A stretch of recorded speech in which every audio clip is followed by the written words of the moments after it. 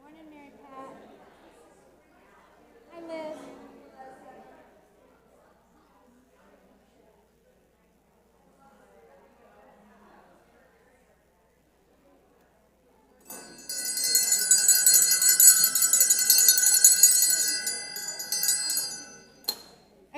I feel like the good humor truck when I do that little bell. Good morning, ladies. I'm glad you're here. I hear a little bit of a rebound on that, so I'll try to stand away from it so I don't blast you. If you can't hear me, wave at me. Otherwise, I've not been known for speaking too softly. So by now you know not to bring coffee into this room, but just to underscore that with a yellow highlighter, we did have a coffee accident last week, and our group, this Bible study, is charged $100 every time we have a coffee accident. So this is not a joke. Do not bring any beverage but water into this room. Number 2, silence your cell phones. Number 3, if you're not getting the weekly Bible study, please talk to Erica Souza. Raise your hand, wave at Erica wherever you are. Are you not in here? She's probably out there. And lastly, security has asked us one final thing, to give them an updated list of people who are not members of our community so that they can check you in when you come in. So you're going to have a list in your small group, and just make sure you've checked that column if you are not a member so they know. This is a request from them, not from us, so please don't shoot the messenger. They just want to be sure that they have us all. So now we move on to our 4th week. I didn't say I'm Jill Woolworth, and I'm lucky to be your co-admin person with Judy Harrison. I think I know most of you by now, and it is such a privilege to be here. But we have this guy, Matthew, today, and he's a bit of a problem. All right, so far we've studied 4 guys, all fishermen. Andrew, the quiet one, Peter, the kind of impetuous one, and then James and John, who are the sons of thunder. These guys are fishermen. We might not have chosen them to be disciples, but they're doing an honest job. They're providing a service. I thought maybe they're like the 4 guys at the Firestone store, Firestone car service, or 4 guys delivering Amazon packages, which we can't live without. They're doing an honest job, but not Matthew. He's working for the Romans, and he's not only doing a job that nobody likes, but he's, taking extra for himself. He's a scammer. He's a mafioso. He's not anyone we would pick. So my thought is, really, Jesus? Really? This is your dude? And I think that this challenge is for us because each one of you right now has someone in your mind that you really don't like. Some group, some organization. And I think Jesus' point is that there's nobody beyond his redemption. And we're going to learn more about this from our fearless, inimitable leader, Casey. So let's go.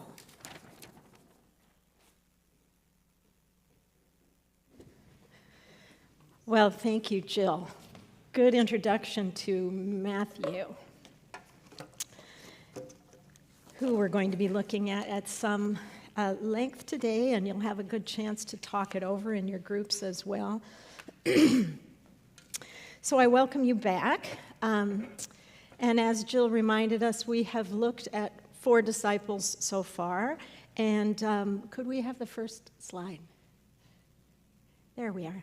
They typically, in fact, invariably, sit at the top 4 positions in every one of the lists that we have of the disciples in the Gospels and in Acts. You see Peter, Andrew, James, and John on the top, a little differently phrased, but on the top 4 positions in all of the Gospels. Matthew is going to take us down that list to a different position, and it'll be kind of interesting to see why that is and how he fits there. He falls in either the 7th or 8th position on all of these 4 charts. And so it's also, I think, indicative that we know less about him. Those top 4 are the ones about whom we know the most. But there is a lot of promise in those 8 below. So let's start with Matthew, and let's start with a word of prayer. Be among us today, O God, as we consider our predecessor in faith, Matthew. May we learn as he did of our worth in Jesus' eyes, and that we have capabilities to serve in powerful ways. And may Matthew's story motivate us anew as Jesus' disciples today. Amen. Need a little throat clearing. Okay, could we go to the text next? This is a text assigned for us about Matthew, and this is the NIV translation. Let me read this for us so we're all on the same page. As Jesus went on from there, he saw a man named Matthew sitting at the tax collector's booth. "Follow me," he told him, and Matthew got up and followed him. While Jesus was having dinner at Matthew's house, many tax collectors and sinners came and ate with him and his disciples. When the Pharisees saw this, they asked his disciples, "Why does your teacher eat with tax collectors and sinners?" On hearing this, Jesus said, "It is not the healthy who need a doctor, but the sick. But go and learn what this means. I desire mercy, not sacrifice, for I have not come to call the righteous, but sinners." Okay, let's look at the next slide. Let's begin with his name, the name of Matthew, this tax collector. Interestingly, I think, in the Synoptic Gospels, Matthew, Mark, and Luke, we get a story, all 3 of them tell the story of Jesus calling a tax collector from his booth to follow him. But while the Gospel Matthew calls the tax collector Matthew, in Luke, he's called Levi, that's Luke chapter 5, and in Mark chapter 2, he's called Levi, son of Alphaeus. Only in Matthew's gospel is he called Matthew. And the Gospel of John doesn't mention the call of a tax collector at all, nor does John ever mention the name of Matthew. So there's this naming disagreement among the Gospels, and it's led to a lot of scholarly debate across the years. And most have come to the conclusion, however, that Matthew and Levi, who he's called in the other Gospels, were the same person, but he was not always called by just one name, sometimes by one name, sometimes by another. And the name Matthew, by the way, in Hebrew means gift of God. And we'll call him Matthew because he is a gift to us, I think, as well as we learn about his discipleship. We first encounter Matthew in chapter 9 of Matthew's Gospel, which we read just a moment ago. And maybe we could see the next slide. And let me tell you a little bit about the context as this story comes up in the Gospel. This is a 19th century stained glass window, by the way, of Jesus healing the paralytic. And that's the context, because just before Jesus meets Matthew, he's come back from Capernaum, where he tells a paralyzed man that his sins are forgiven. And the scribes, seeing this, grumble that Jesus is being blasphemous for suggesting that he, as a human, can forgive sins, because that's for God alone to do. So then Jesus tells the paralytic man to walk in order to demonstrate, it seems, that he has the power to achieve such a visible physical healing. He also has the power to achieve a more invisible result, like granting forgiveness. Because forgiveness then is a form of spiritual healing, you could say. And sinners matter and can be made well, as the physically ill can be made well. So that's the context for this. That's the preview to now our story for Matthew's call, which follows immediately after this healing. And the theme of both stories, you could say, is really the same, that God doesn't abandon those who are sick or sinful, but wants to heal all. So there's sort of a pattern observable here in both stories. First, you get the forgiveness and acceptance, healing. Then you get the objection by religious authorities. And third, you have Jesus' authoritative explanation of what he's just done. So in our text for today, the Pharisees are the religious authorities, and they witness Jesus eating a feast at Matthew's house sometime after his call, and they ask Jesus and the disciples, why is he eating with sinners? And as Jill pointed out, tax collectors are notorious sinners. And I'll say a little more on that later. So we know that Jews followed very strict dietary laws about with whom they ate and what they ate in order to maintain their own ritual purity. And the implication in criticizing Jesus here about what is he doing, eating with tax collectors and sinners, is that, well, he couldn't be very holy or very righteous if he didn't know about these laws or if he just ignored them. But we have to look at how Jesus responds then to the criticism of the Pharisees. Is he behaving outside of Jewish norms, really? Well, he quotes to his critics the honored prophet Hosea, and this is Hosea 6:6, who claims that God has announced this, and we heard this a second ago, I desire mercy, not sacrifice. Meaning, mercy towards others is going to take precedence over our own elaborate shows of faithfulness, such as sacrifice in the temple. Mercy is more important. And sin is a kind of sickness that requires our merciful help, not isolation, not judgment.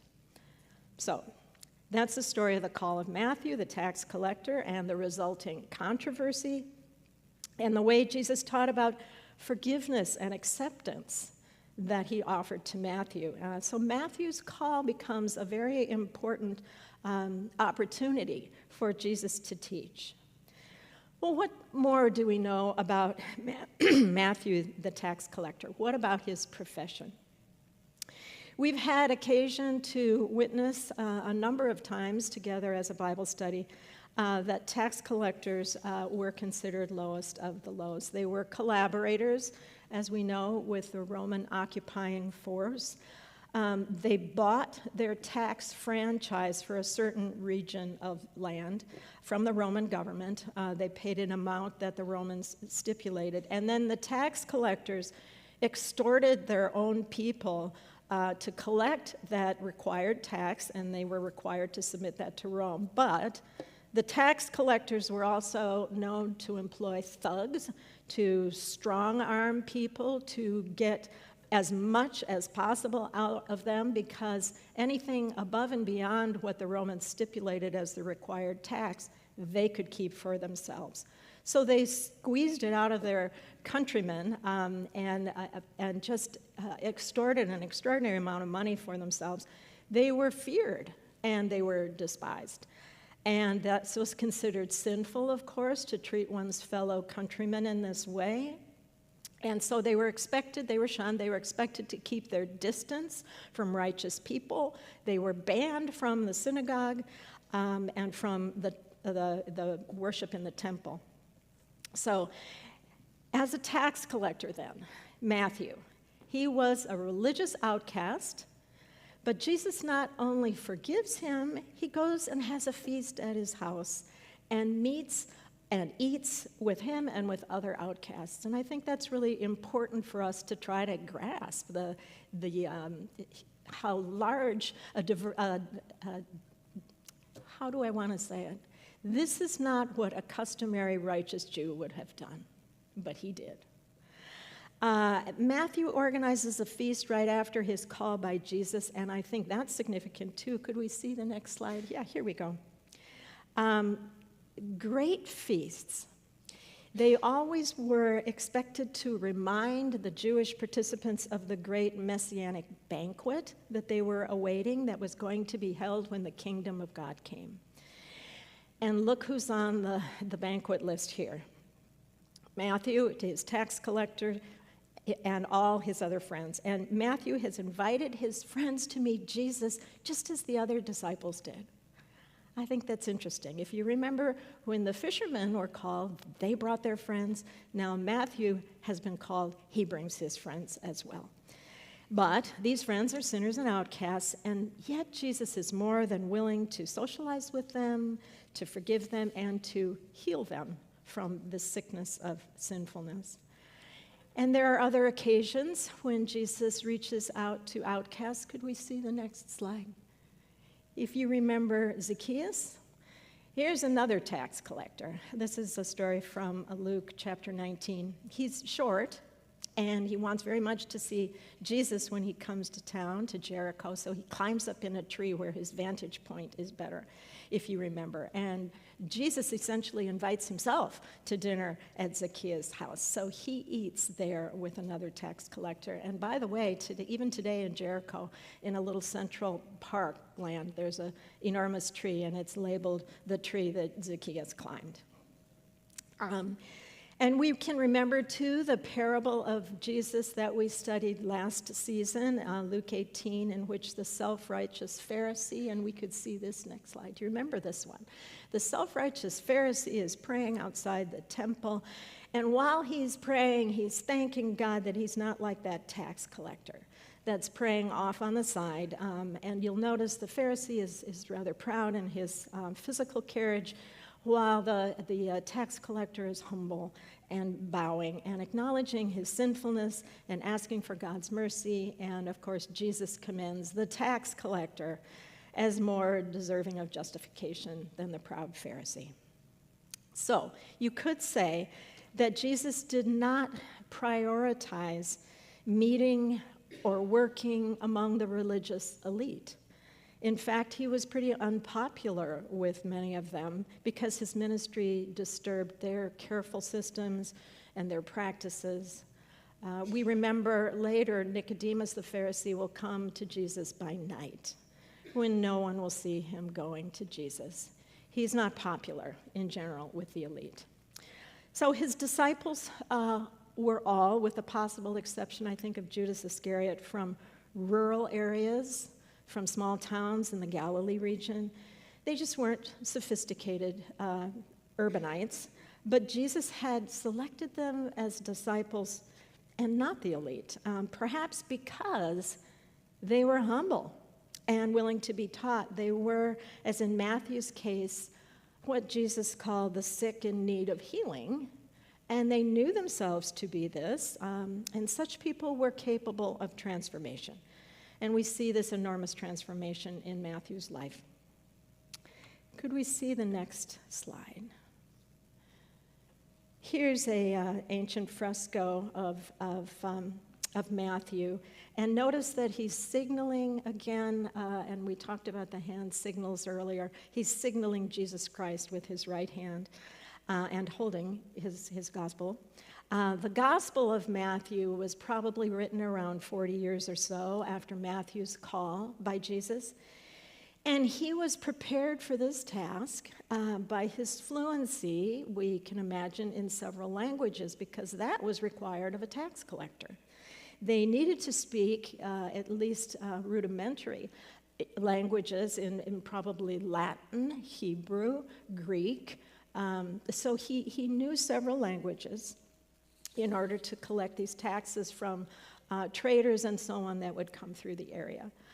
But despite that, Matthew's gospel is considered the most Jewish of all the four gospels. It's clearly written by a Jew and primarily for other Jews, with clear attention to a lot of Jewish practices and beliefs. And for example, Matthew's gospel quotes the Old Testament about as many times as Mark, Luke, and John's gospel combined quote the Old Testament. So he's very, very well versed in Hebrew scriptures. He knows them, he quotes them often, and he quotes them from the original Hebrew of the text in his own translation to Greek, and not from the translation that most commonly used in that day, the Septuagint, which was standard accepted Greek translation, but Matthew uses what seems to be his own translation from the original Hebrew. The other Gospels, by the way, quote the Septuagint. So Matthew's Gospel spends a lot of effort speaking the language that his Jewish readers would have understood.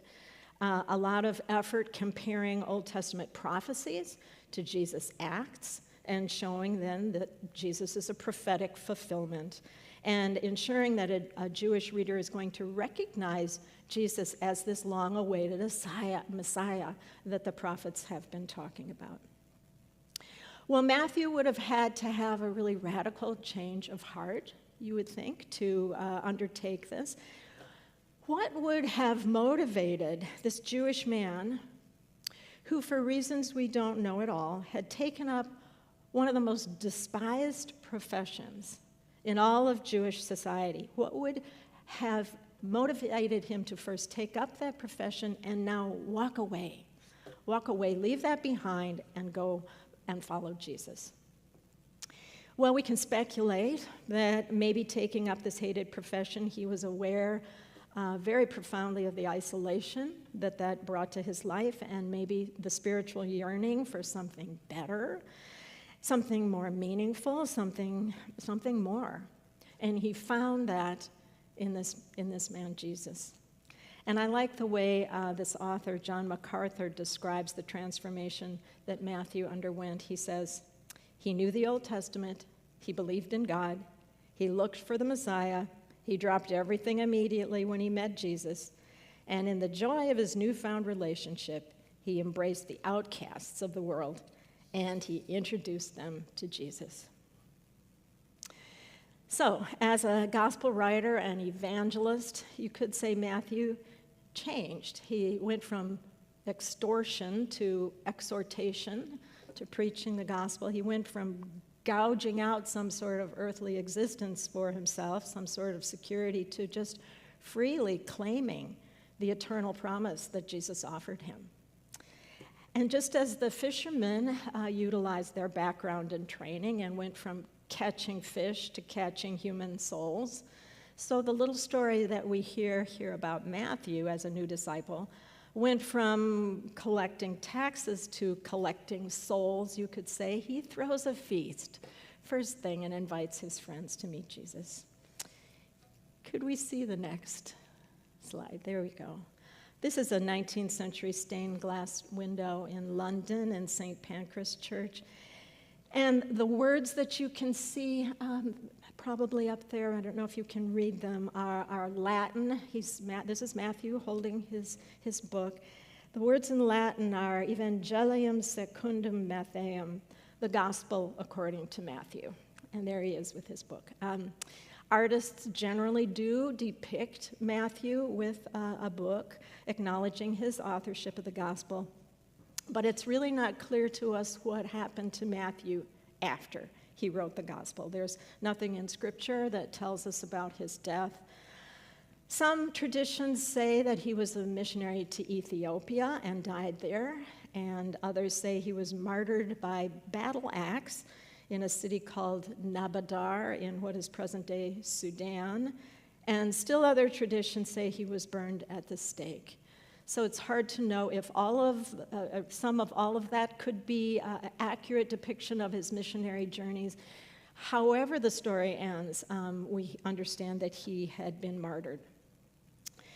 I think Matthew's gospel, the existence of it, the existence of his apostleship, tells us that he had to abandon selfishness, which was such a characteristic of a first century tax collector under Roman authority. He had to abandon that and claim a real profound humility. And he displayed great faith and commitment to Christ, really then against all odds. So following Christ with such passion and such trust seems to have naturally followed the forgiveness, the acceptance that he was offered by Christ. And it was just so readily granted to Matthew. His life was transformed, and the words of his gospel then helped to shape millions and millions of other lives, and maybe ours too. Matthew became, for the early church, really the primary gospel. It sits first in our New Testament. Well, as you go to your small groups today and consider this disciple, Matthew, I hope that you'll think of your own gratitude for him, recognizing him as an outcast made whole and healed, because he's given himself and he's given us much. And I like to think that maybe we could even understand him as inviting us to the feast, the way he invited his other friends. He organized it, and he's extending that invitation to us. So, God bless you, stay warm, and enjoy your conversations on Matthew.